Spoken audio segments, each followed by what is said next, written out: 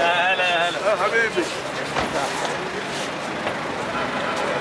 شيء عظيم من يعني شعب محافظة اسكندرية، شعب مودع وليس مستقبل، وده يدل على ان العمل كله خالص لوجه الله سبحانه وتعالى، وده دليل على ان يعني مش اصحاب مصلحة، انما هم يعني بهذا العمل اثبتوا انهم رجال، وطيلة الايام اللي اشتغلت فيها فعلا اثبتوا ان المعلمين على مستوى الحدث، ورغم الظروف اللي تمر بها البلاد انما اثبتوا انهم على مستوى عالي من المسؤوليه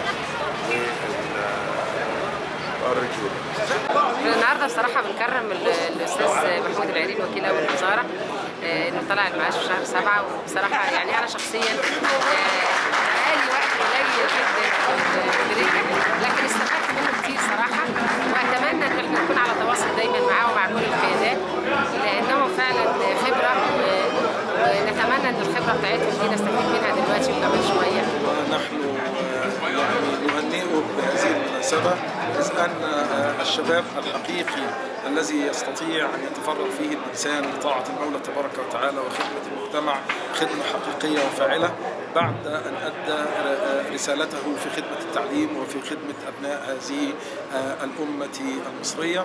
نسأل الله سبحانه وتعالى أن يكتب له يعني عمرا مديدا وعملا سديدا، وإن شاء الله رب العالمين ربنا يجعل ما يعني لا يجعل هذه ما قدم في ميزان حسناته، ويرزقه إن شاء الله الهمة العالية لخدمة يعني الدين والدولة والمجتمع في الأيام القادمة إن شاء الله. أستاذ محمود له يعني لحظات مش لحظة.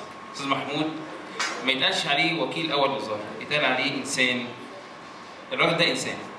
أنا مش قادر أقول غير إن الراجل ده إنسان بجد. الإنسان ده تحمل القائد والمربي وتحمل تحمل إنسان.